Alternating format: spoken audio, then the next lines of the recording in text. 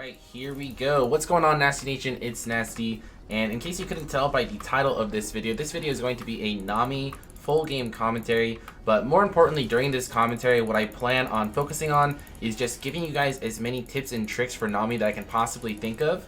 In case you guys are unaware, I have done a guide for Nami in the past, but all the guides that I do are typically scripted. And when I do script these out, it's kind of difficult for me to put together every single tip and trick just off the top of my head and based off of research. And sometimes the best tips and tricks for champions and the best tips and tricks that I have to offer kind of come to me when I'm playing the game and when I get to experience the game for myself on the champion.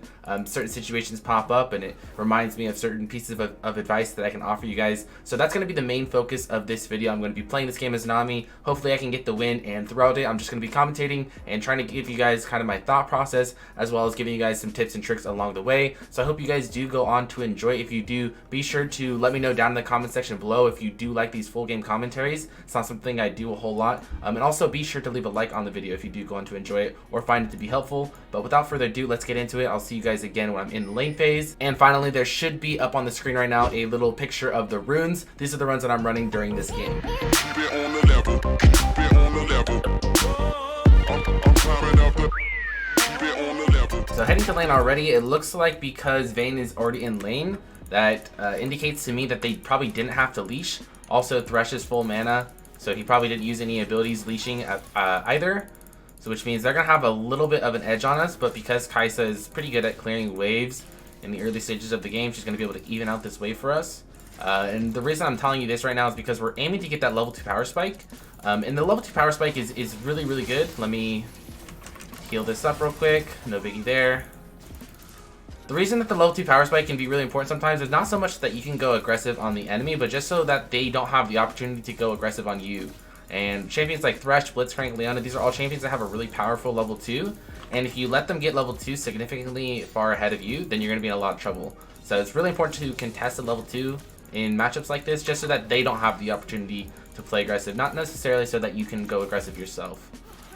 Because I'm a little low in health, I'm going to want to try to heal up here with my W, but I'm going to walk forward and see if I can get the bounce off. Always when you're using your W, whether you're using it for the sake of being aggressive or for the sake of playing passive and trying to sustain, you always want to try to get the maximum amount of bounces that you can. Also, I saw earlier on that Warwick was getting Scuttle Crab. The most common route is usually from buff to Scuttle Crab and then to the top side of the map. Also, because the Vayne and Thresh combo is playing a little bit far back right now, they're not showing any signs of playing aggressive. That kind of lets me know that Warwick did in fact take that path to the top side. So I don't think we have too much to worry about as far as that goes.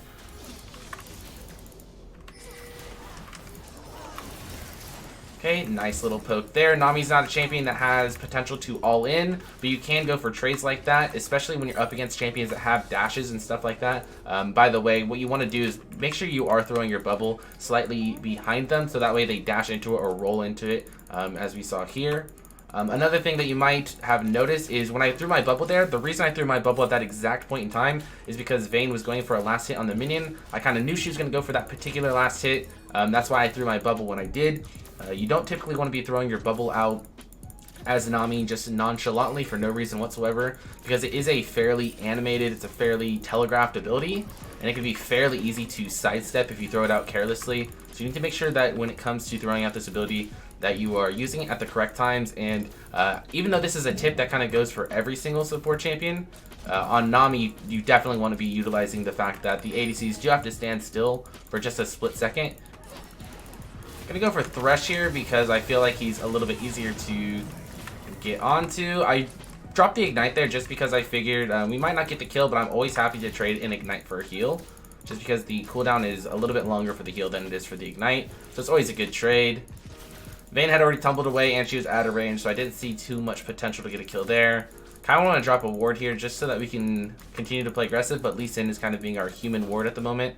I think if I land a bubble on Thresh, and considering their Ignite is down and the heal is down, we'll probably have a good chance. He's playing a little aggressive, which at times makes me believe that Warwick is nearby, but that's probably just the coins that are dropping from his ancient coin. But they made it so that you can't see those anymore.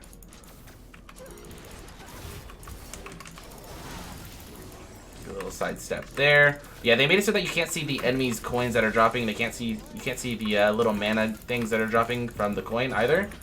So sometimes it looks like he's walking up to play aggressive when in reality he is just trying to gather some extra mana, some extra money. So we're going to push in that wave right there. I think that we probably could have continued to push them in considering they hadn't backed yet either.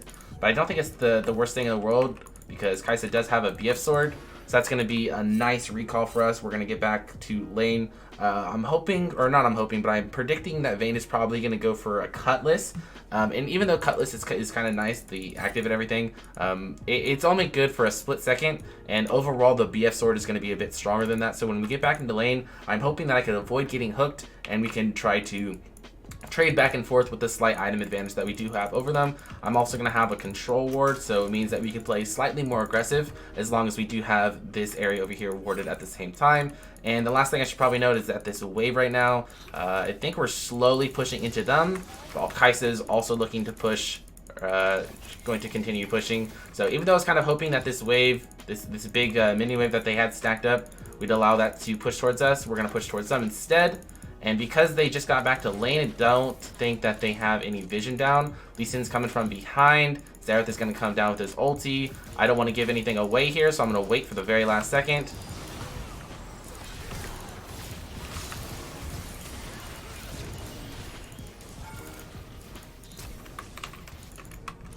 I'm not going to quite get anything there. Probably should have had the immediate follow-up on the Lee Sin ulti with my Q. Kind of mistimed that, but we did get a flash. And we're going to get, hopefully, maybe a kill here. Maybe we get some turret plating. Nevertheless, we are going to draw some pressure from Warwick. So even though we didn't get any immediate success here, we are going to benefit from that play in the long run, as long as we are able to capitalize on the turret plating and hopefully capitalize on a kill on the Vayne while her flash is going to be on cooldown. But all at the same time, what we're essentially doing here is, even though that didn't work out, we were able to draw pressure to the bot side. Warwick was forced to come down here, and that allowed Renekton to freely push up in a lane that he's already winning. So good things all around the board. Even though we had some small misplays there, including the bubble that I probably should have timed better, we are pulling ahead in this game pretty significantly. You kind of have to give them a little bit of respect right now. Like I said, we are stronger in this lane due to the itemization differences. We have to take other things into account at all times. Was kind of worried about the fact that they were level 6 and we were not. Luckily enough, they had a large mistake there. We might pick up 2 kills. There's 2 kills and a third. And that's all you have to do in solo queue, honestly. When it comes to playing solo queue, a lot of people are just way too eager to pull the trigger, and they're way too eager to be the ones to carry the game. But you just have to keep in mind that everybody in solo queue has that same mentality. So instead of you trying to pull the trigger all the time and trying to make the big plays yourself, just wait for the enemies to make mistakes. I could have easily, like I said, taken that item advantage that we had and tried to play overly aggressive, and who knows, maybe we would have got killed. Actually, probably would have got killed because they had the level 6 on me. Kai'Sa was level 6, but I wasn't level 6 yet. Also, Warwick was coming down. So if we go aggressive there, we definitely die. Instead, we wait for them to overextend. Thresh missed his hook, missed his flay, and he still decided to go in, fight into a large minion wave. I was able to hit 6. Warwick overextends, and we get a kill that way. So again, just keep in mind that you're always trying to just play patiently, wait for the enemies to mess up, and don't be the one to mess up yourself and set your team behind.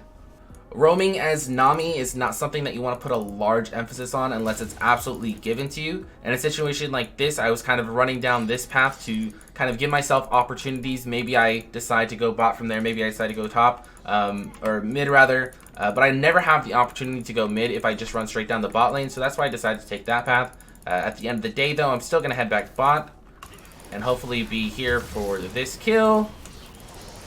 And there you go. Now we got an ocean dragon right now, which isn't a super great dragon. This isn't a dragon that you typically put a large priority on, but we do have a free kill. It looks like Fizz recalled very recently, so technically our mid lane has priority, but at the same time we don't exactly know where Fizz is. But it's always good to pick up dragons, even if it's a useless dragon, something like an ocean dragon. Always good to pick up those things when they're free. We're going to try to do an RQ combo here. Don't give Warwick any time to ulti. Instead, he is going to ulti the ulti into the Lee Sin. I think we can clean this up as well.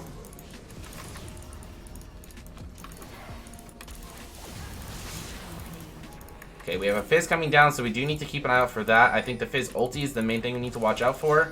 We should all probably stand right here on this. I don't want to use my Q here because I know that he has his E, and now we're not going to overextend. We're just going to run back.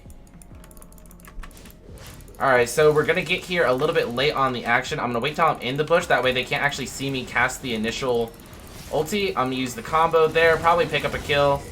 Cast this on myself because I know I'm going to be the one auto-attacking and not Xerath. Don't want to overchase there because with his CC, he can probably kill me under tower.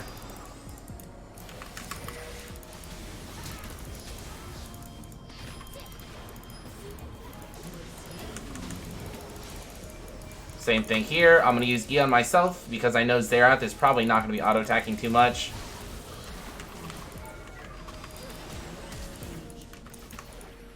Alright, Fizz is able to get away there, but I am going to back out now. I think overall that was a bit of a sloppy fight, but we did just about as much as we could. The main thing that I think I should probably point out there, one little mechanic that I did, is I waited until I was in the bush to cast my ultimate. I could have very easily casted my ultimate before I got to the bush, but they would have seen the animation go off and they would have known that it was coming. And who knows, maybe this bush was actually warded and they saw me cast my ulti at the same time.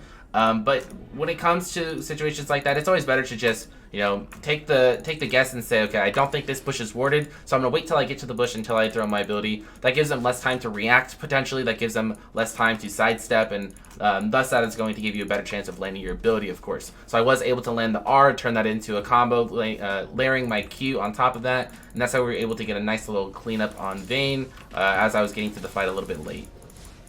One thing that's probably worth pointing out at this point in the game is going to be my build.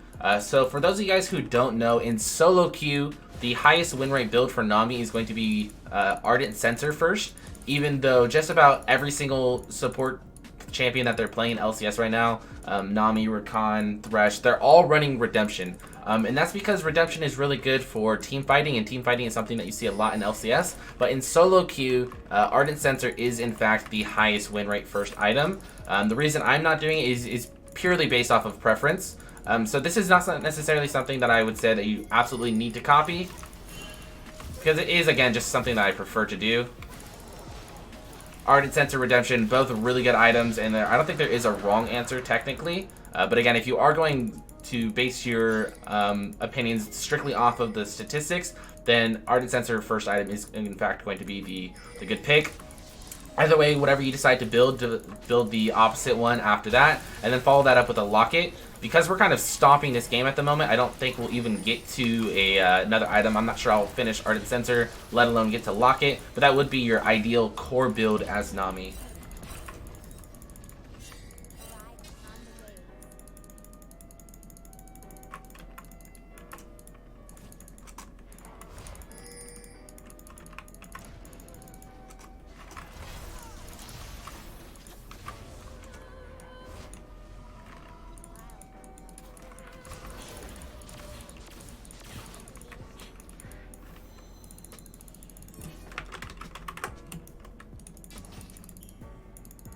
Now, because our team is a little scattered around the map right now, and I do think grouping is the best option, what I'm hoping to do right now is we can all kind of recall, or at least the people who haven't recalled yet, we can get our recall in and cash in our gold. The reason that I want to cash in my gold right now is because I have 1,000 gold, and even though 1,000 gold is not much in the big picture when it comes to League of Legends, not only are support items a lot less gold, but supports, they're really hard to come by gold, right? When you're playing support, it can be kind of hard to come by gold, and when you have 1,000 gold as a mid laner, it doesn't feel super urgent to recall, but as a support, you should definitely be recalling whenever you find yourself with 1,000 gold in your pocket. It's gonna land up the combo there. Actually just slightly missed it, but doesn't matter. We're still gonna get this kill. Use my E on my ADC, which is what you always want to be aiming to do. You can actually back up here. Have to flash out of that. We're baiting quite a bit here for off the E back on the ADC. Might miss bubble there, but it's all good. Heal up the lowest target because my carries are still full health. Put E back on ADC. Played that pretty sloppily, but we did what we needed to do. The two things that you need to focus on mainly when it comes to team fighting on Nami is making sure that you are using your heal on your carries if necessary. If not, then your main focus after that is going to be just healing the lowest HP target. And then the other thing that you want to be focusing on is peeling. Actually, 3 things that you need to be focusing on. The other thing that you need to focus on is making sure you're applying your E to your carries, specifically your ADC whenever possible. If not, your ADC, champions that are auto attacking quite a bit. If I had been putting my E on Xerath that whole time, it probably would have not been too beneficial. So those are a lot of things that you need to be focusing on in the team fights specifically. That game did not last quite as long as I was hoping to by any means, but I do think that we did get a lot done. I think that we went 2-2-12, a couple deaths that you guys probably didn't actually end up seeing, a couple deaths that didn't need to happen, but the fact that we were able to be part of 14 kills in just an 18-minute game kind of goes to show that we did have a large impact on this game, and I do think that we were able to get a lot accomplished from the support role. I hope that I was able to provide a lot of just little small tips and tricks for Nami that maybe you didn't know about, maybe that you haven't thought of in the past. And overall, I really just hope that you were able to find this video helpful. Again, as I did mention at the start of this video, if you did enjoy this full game commentary, this is something that I don't do quite a lot on my channel. Please be sure to let me know down in the comment section below. If you have any advice for me, actually, on the other hand, as far as what you would like to see me do differently when it comes to full game commentaries, let me know down in the comment section below. I am always open to feedback and trying to improve my videos to help benefit you guys. And if you guys did enjoy this and you don't have any more feedback from me, just be sure to leave a like, and that is also greatly appreciated. Also, be sure to check out all my social medias down in the description below if you have not done so already. It is also very much appreciated. That is, however, going to do it for this video. I hope you guys enjoyed, and I will see you guys next time. Peace.